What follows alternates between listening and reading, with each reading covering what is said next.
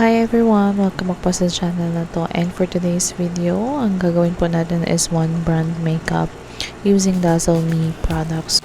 So yung pouch na yan, lahat ng yan is yung ginamit natin para magawa natin yung look na yan. So let's start!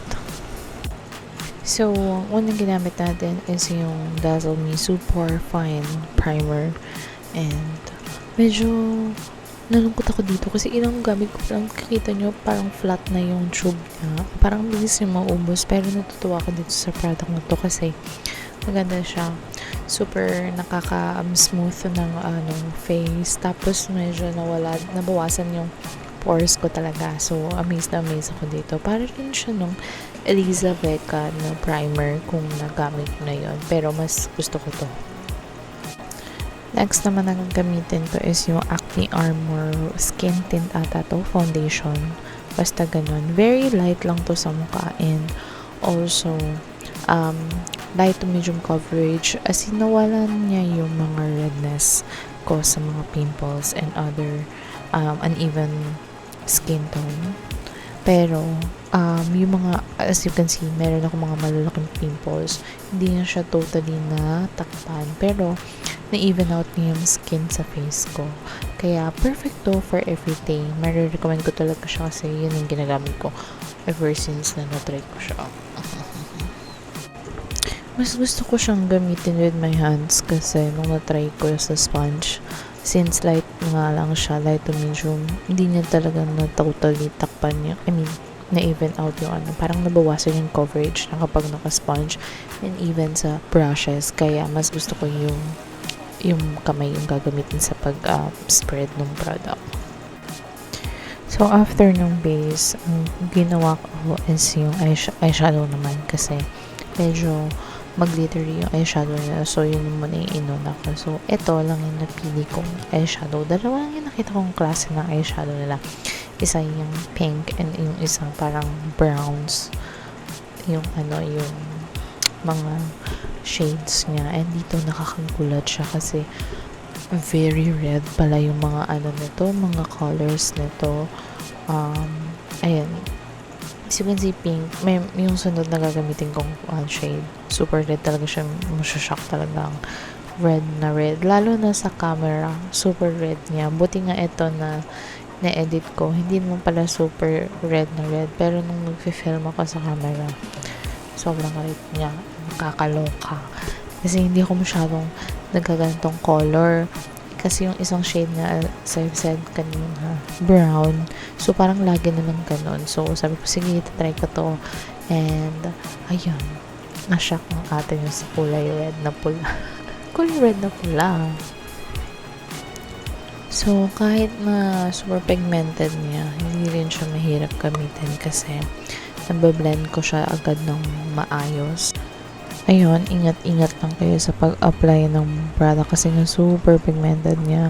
Yun na nga, dalawa lang yung shade nito. Sana magkaroon pa sila ng mga eyeshadow na available kasi dalawa lang to nung nakita ko na naghanap ako ng eyeshadow nila. So, ayun, more eyeshadow pa. Dazzle Me.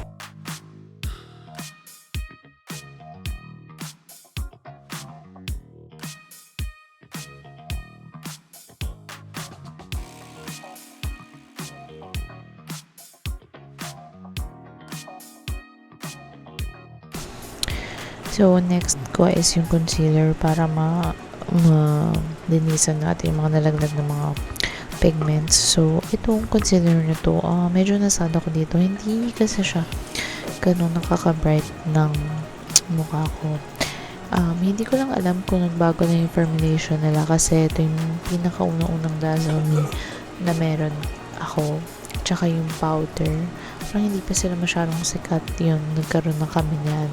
So, ayun, hindi ko na lang alam kung iba na yung formulation niya, pero itong nasa akin, hindi siya gano'n nakaka-bright ng mukha or ng skin. Hindi din siya gano'n nakaka-cover ng pimples ko. Kasi din siyang skin tint. Parang gano'n lang din. Walang coverage. Konti. Light lang. Gano'n. Next na product is yung liquid blush on ng Dazzle Me. So, ito medyo so-so ako. Hindi ko alam kung dahil ba sa shade, dahil sa pink shade, kasi parang hindi ganun ka-flattering yung shade na sa akin. Pinili ko lang siya kasi nga para medyo malapit siya dun sa eyeshadow ko. Pero, ayun nga, parang hindi ko masyadong nagustuhan. Or, ako lang yun.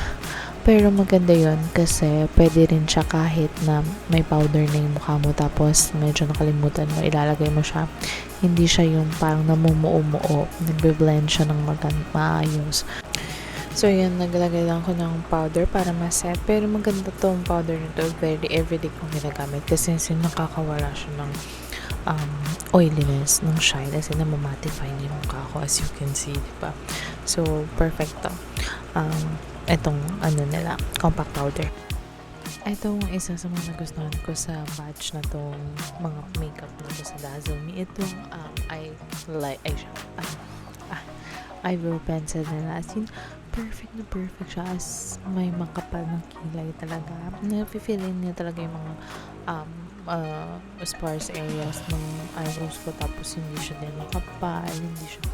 Hindi siya waxy, hindi siya soft. Yung tamang-tama lang. Kaya gusto ko siya kapag gusto ko yung paknap ng kilay ko. So, ayun.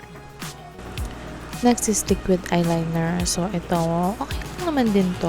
Medyo makapal-kapal lang din yung felt tip niya. Kaya mamamali ako dito. Malalagpas ako pero madali lang naman siyang gamitin. And, nag-stay in din siya. Nang matagal sa mata mo, hindi siya nag-smudge or ano sa mata. As in, perfect siya for a long day. So, ayan, recommend ko din to.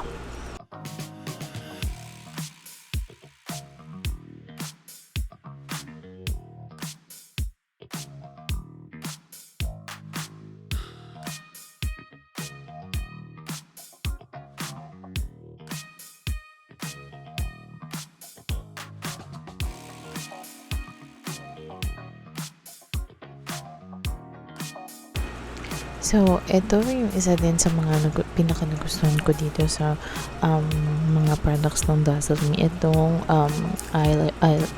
mascara pala. Mascara, as in, super nagstay siya sa buong mata ko sa whole day. Tapos, hindi siya bumabagsak. Maganda din yung taas ng niya sa pilik mata. Tapos makapal, as in volume pa ako yan, diba? Pak, diba? So, isa yan sa mga, siya talaga yung parang pinakagustong gusto ko sa batch na to. So, hindi na ako naghanapan yung lip product. Yan na din ginagamit ko. This is my everyday go-to lip tint ngayon. So, ayan na din yung ginamit ko kasi feeling ko, naman siya sa look na nagawa ko. And then ito, binigyan din ako. Ano na tawag dyan? Para mas kumapal yung yung mas mukha siyang fuller lipstick.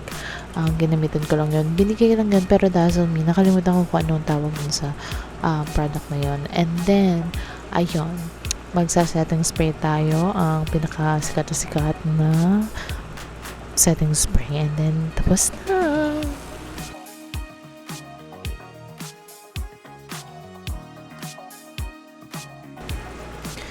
So, here is the final look. Ano bang look to? Hindi ko rin alam. Basta yan, lahat ng nasa mukha ko is Dazzle Me products. And, ngayon ko lang na-realize, wala pala ako nabiling contour. May contour pa sila kasi parang wala. Hindi ko siya nakita kasi hindi ko naman siya sabay-sabay binili. So, tas yung iba, na meron na ako dito. So, ayan lang yung mga products na come up with ko dun sa mga Dazzle Me na nabili ko. Parang baliw. So, ayun lang. I hope you enjoy, guys. And see you in my next video. Yung mga products, i-list ko na lang sa baba. So, thank you for watching. See you in my next video. Bye!